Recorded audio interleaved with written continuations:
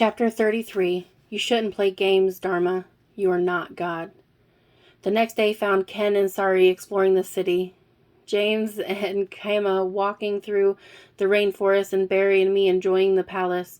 At the end of the day, we all convened in common room within the presidential residence. It was not unlike the suite in the hotel back in Kathmandu, but more natural. The fire was not housed in a fireplace with a chimney, but it was open to the sky above. Kama, I asked as I watched the smoke rise, what is the sky made of? Pardon me, she responded. Barry laughed at my preschool question. Why is the sky blue? He mocked. Why are we are deep under the ocean, I pointed out, lest you forget, and this must be an artificial sky. Barry looked up now at the pastel palette created cloud covering the setting sun. Okay, you're right. It's pretty impressive. Kama smiled and explained, that's one of the first questions our children ask. I asked it too. Dharma, I asked, why is the sky blue and the sun warm? Why does it rain? Unlike how I understand surface dwellers to avoid the question, my stepfather actually knew the answer. The sky is blue as a result of light being absorbed and refracted by matter in the atmosphere. The spectrum of light is separated and absorbed, allowing only blue wavelengths to be visible. The sun, he explained, consumes much fuel as helium and oxygen. Kama's youth showed on her angelic face as she continued. Why doesn't the sun eat up all of our oxygen and kill us? I asked him. He told me that our forefathers created a vacuum and placed the sun inside it. They developed a sun that gives light and heat but feeds itself. He says it's like a snake consuming its own tail to stay alive. Unlimited renewable energy, Ken observed. That's incredible. Perpetual motion machine, James said, equally impressed. Only highly efficient, Kama explained. It needs charging on occasion. We feed it carbon, but not too often. You've created the Earth's atmosphere all the way down to the clouds and the rain, Barry had said. The old ones say that our people created the Earth's atmosphere the first time, too. Kama looked around the room before continuing. There is some debate as to whether we found the Earth as a void or with water already on the surface. Either way, we used water to create an atmosphere and simple single-celled organisms to create soil. The soil was brought together and separated from the bulk of the water. The sun's rays created not only the atmosphere, but the greenhouse effect, not only the greenhouse, but the rain and the snow. Soon animals started to be formed in more and more complex ways, and rarely with our intervention. There were fish and birds, reptiles, amphibians, and mammals. The cycle of life was easy to repeat season after season. We simply let nature take its course. Kama looked into the fire as though it held a secret. Soon, the planet was inhabitable for both Pleiadians and for animals that evolved in the earth. The next step was to crossbreed the highest functioning indigenous species with Pleiadians. We ended up with horse people, cow people, goat people, bird people, fish people, and so forth. But the one that worked the best was ape people. Next, we had to sort out the sizes. Whereas too small a pygmy was unhealthy, too big a giant was likewise unhealthful. The environment on Earth eliminated huge dinosaurs as well as huge people, leaving what you see today. Natural selection, I said. Despite our efforts to cheat nature, Kama said, her teardrop face smiling and her bright blue eyes shining. Yes, nature won out. Are the cow people. The reason cows are sacred in India? Yes, nature went out. Are the cow people the reason cows are sacred in India? I asked. No, actually, that's Lakshmi, Kama said. Sari explained further, saying Lakshmi was the goddess of the earth and all creation. She was the goddess of wealth and of prosperity. The fattened cow was a symbol of both of these concepts. Ken was preoccupied with the legend of Amrit. Your stepfather mentioned tantric breathing, he said to Kama. I'd very much like to understand it, especially if it will make a trip to the bottom of the sea possible. I'm interested in the Amrit. James perked up now, too. Kama told Ken, James and I discussed it today in our walk. The tantric breathing exercises are meant to bring longevity as well as quality to life. They increase health by filling each cell with oxygen and opening blockages in the subtle body. Yes, Sari said, I know of this technique well. It's practiced by the spiritual people as a way to connect to the universal soul. It's losing popularity in Alaka. It's quite popular here, however, Kama said. The men of Vayakathua have learned of its value in sexual intercourse. The erection is harder and the man can last longer because of the increase in oxygen as well as the secretions from the endocrine system. Yes, Sari said, men in our society begin to practice it in their advanced years. They believe it will aid them in both potency and performance. But how can it help us reach the Amrit? Ken asked. He paused and looked around the room. I don't just love Sari. I want to spend the rest of my life with her. Not only that, but I want to spend the rest of her life with her. Ken looked at Sari. She tells me she feels the same. And if there's a way for me to live as long as her, I want to find it. I'd risk my life for it. He looked around the room again. What's the use of living if I can't be with the love of my life for the rest of our natural lives? But Ken, I said, thinking I would talk some sense into him. No, Ruby, James said defiantly. He's right. What I feel for Kama is more than love. It's destiny. And if I believe this is destiny, I can't very well believe destiny has limited shelf life. I'm going to the bottom of the sea with Ken, and we're going to find the Amrit. Kama and Sari looked to be concerned, but what could they say? Sari spoke first. Ken is very brave, and he has told me that he is a strong swimmer. I don't want to lose him. I want to gain him. I support Ken in this endeavor, and I will help him learn the breathing. She turned to Ken, holding him closely, and said, the breathing will make it possible for you to reach the Amrit and, hopefully, swim back to the surface with it. Kama was visibly upset. Her blonde ringlets were falling over her wet eyes, and she fused with her hair while wiping away the tears. James, I want you in my life to be my partner forever. I want to enter the afterlife with you 1,000 years from now. But my stepfather has wanted the same thing for my mother and himself for decades now, and they both know that it is not possible. It's a legend, James. But legends are based in fact, Kama, James said. None of us here believe Vishnu or Lakshmi before we set out on this journey. None of us but Ken believed the hidden cities were real. I certainly never believed the Pleiadian aliens before. James paused and looked into Kama's eyes. But now I have fallen in love with one.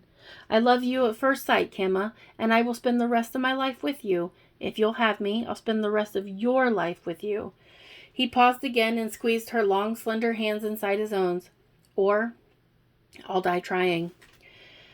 James's resolve was set. He was not only sincere but determined. Indeed, he was single-minded. Kama rested her head on his shoulder and wrapped her slender arms around him. I will always love you, James, she said as she wept. Kama was petite for a Pleiadian, and she looked vulnerable now. The two men spent the next 7 days and nights meditating and practicing the tantric breathing. They vowed celibacy during this time so that their minds would be clear and their decisions would be more likely be made without emotion. They ate only vegetarian diets, and they exercised by running, climbing, and especially by swimming. By the end of the 7 days, they believed that they were ready. Kama told her stepfather that she needed an aircraft to leave the Via Kathuma. He questioned her until she admitted that she was taking the men to the fabled location of the Amrit. You won't find it, he told her. Your instruments will fool you. Technology is no help. You've never seen a map of the Amrit's location. James was present now as he spoke. I will crisscross the Caribbean Sea to find it. I will swim the 7 seas if I must. That's the spirit, my boy, Dharma said with a huge round smile and a light in his eyes. He turned to Kama and said, You'll need me. When do we leave? Kama threw her arms around her stepfather's neck. Thank you, thank you, thank you, she cried. She looked at James, who said, Now, Ken and I are ready now. Oh, Dharma replied, You aren't ready, not by a long shot, but you may as well be ready as you'll ever be. We all headed to the hangar and climbed aboard an aircraft that was much like the Falcon. The doors closed and the dock workers waved goodbye. Suddenly, the docking chamber filled with rushing water, and we were moving through the open bay doors before we realized that the ship had embarked. Don't tell Sari's father, Dharma said. But I think my golden eagle is faster than his falcon. He smiled and laughed heartily. Top speed anyways, but I suppose the Falcon may respond faster to manual controls. All ships have their strengths. As soon as we shot up through the water, breaking the surface and sailing through the blue sky, the ships became transparent and we saw that Dharma had brought us close to the water's surface. It was exhilarating to see the ocean speeding by in just a few feet below. Next, Dharma directed the ship to climb high in the sky. I need to see the water's depths, he explained. In these waters, even our instruments are unreliable. He looked over his shoulder and laughed. Did you American know that Chris Columbus saw not only UFOs, which were ours, but also merpeople on his historic voyages? That's a fact. He laughed all the more as he swept the ship this way and that, bobbing up and down as he went. Right there, he said. It's shallow. That's the thing. They tease you with these shallow depths. You can easily swim down there, but getting home again is the trick. If we try to help you, the mermen who guard the entrance will destroy us all. Dharma set the ship on top of the water, not resting on the water itself so much, but hovering just above the undulating waves. The whole of the ship became white on the island, and the hatch opened. We all stepped over to the door in solemnity. Boys, Dharma said, looking paternal at the first time, this is it, the moment of truth. Say your goodbyes. Dharma was about 70 years old, but his diet and exercise routine in the Via Kuthara had helped him retain his youth. The way he looked, he could have been younger than James and Ken. His dark eyes twinkled despite the somber mood. His skin was dark and his cheeks were round. He was a model for the Buddha, the happy Buddha. Ken and James turned to us, and James said, Barry, Ruby, we'll see you soon. We had better be down there no longer than 4 minutes. If we don't make it, Barry, Ken joked, you can have my GPS. His eyes showed a thinly masked concern, but he quipped just the same.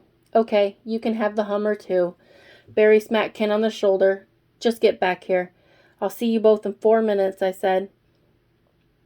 Ken turned to Sari and they embraced. James and Kama did likewise. There was a long silence as the two couples said what may have been on their final goodbyes. All four were crying, but the men quickly dried their tears and said their encouraging words. Kama, James said as he held her close, I would die 1,001 deaths to demonstrate my love for you. Today is nothing. Should I live, we have 1,000 years ahead of us. If I die, I'll die another 1,000 deaths for you. Sorry, Ken said.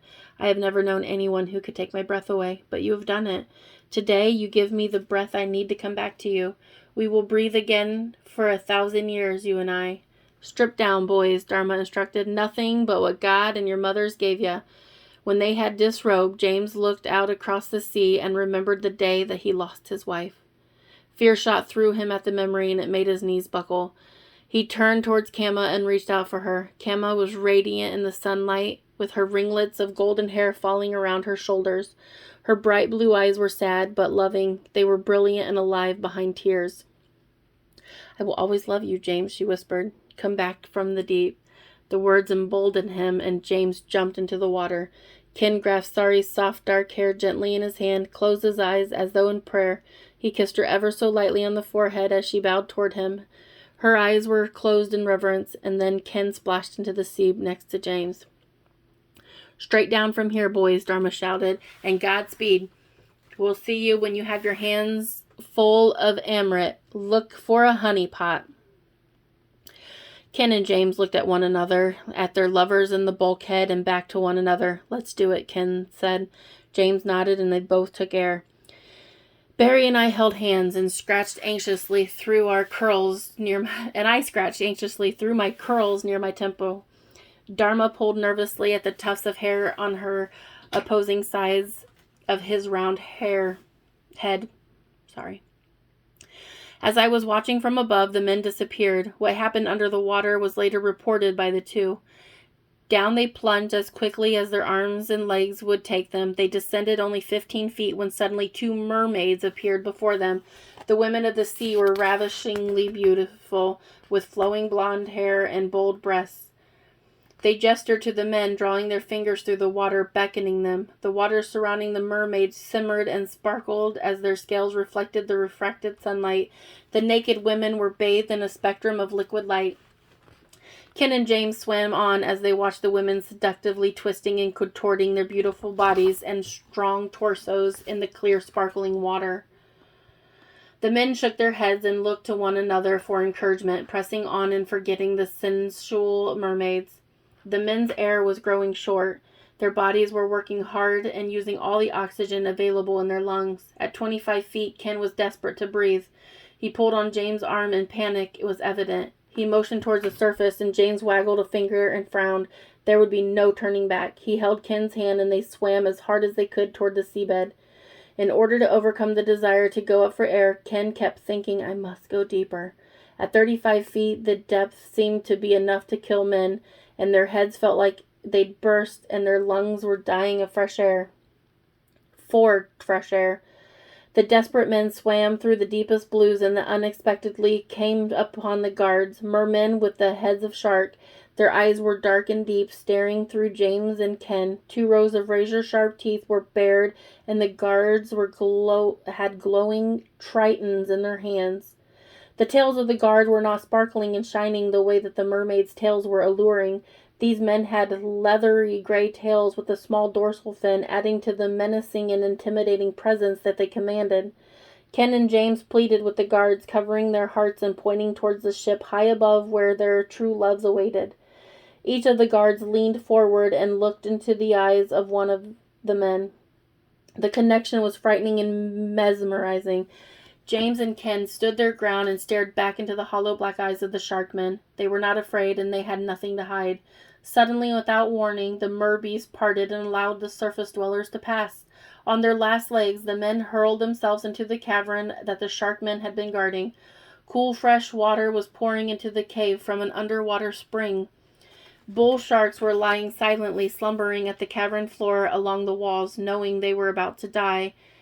The men searched frantically, eyeing for a small pot of gold. The contents of the pot were not gold doubloons, but a kind of golden honey. The pot was located just above the spring, and the flow of fresh water inhibited the men's approach. James turned in desperation to see his partner. There, next to James, floating lifeless in the water, was the body of Ken Redmonton. James reached for Ken and turned Ken's lifeless body to face him. In a last-ditch effort to reach life-giving tenure, James reached across James' body and hauled him in a cross-chest carry. If only he could somehow force-feed Ken, his life would be spared.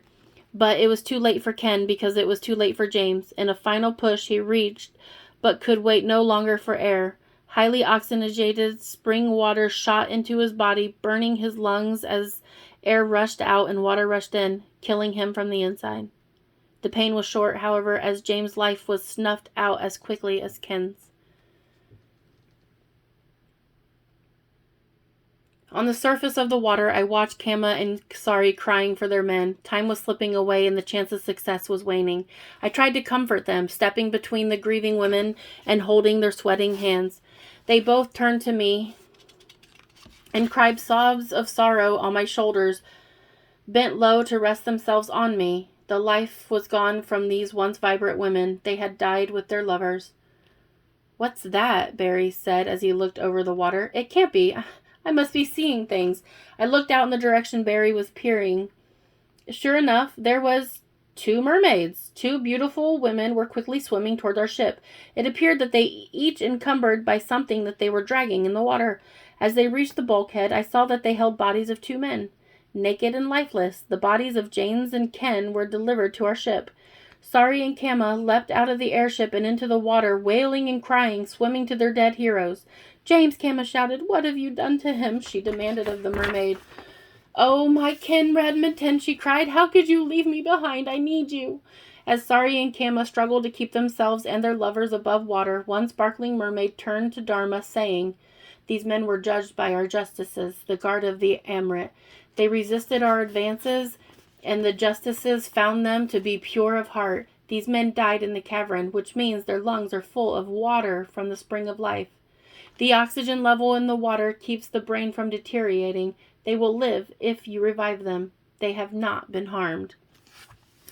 While Sari and Kama clung to their men in the seawater, sobbing and pleading for them to come back to life, the other mermaid produced 2 golden balls glowing in her palms. The golden orbs were mesmerizing as the beautiful mer women bobbed in the small waves. These men were judged to be pure of heart. Each has earned an amrit. When they have recovered from their drowning, they must consume these, one each. She handed the amrit to Dharma, who found himself weak and speechless. With that, the lovely maidens of the sea swam off, leaving us dumbfounded. Sari and Kama pushed the men to the opening of the ship, where Barry and Dharma collected the bodies. When everyone was in the craft, the doors were closed. Resuscitation quickly began. In minutes, the men were conscious and speaking. They were coughing up water and they threw up pepsin, but even through sore throats, they joked. Ken said to Barry, "Better luck next time on the Hummer, my friend." "Fancy meeting you here," James added. For several minutes, while Dharma flew us home to the Via Kathua, the men laid their heads on the laps of their consorts. No one spoke of the amrit. I think the men were relieved and content to be in the arms of their lovers. Barry and I walked to the control panel to keep Dharma company while the couple shared their affections. "They don't know yet," Dharma laughed quietly, keeping the punchline a secret from Ken and James. "They don't know that they succeeded." He held the orbs in his hand. It was true. James and Ken had died before obtaining the amrit. Their joy was only the result of being reunited with the women that they loved. Dharma winked at Barry and at me and caused a good belly laugh.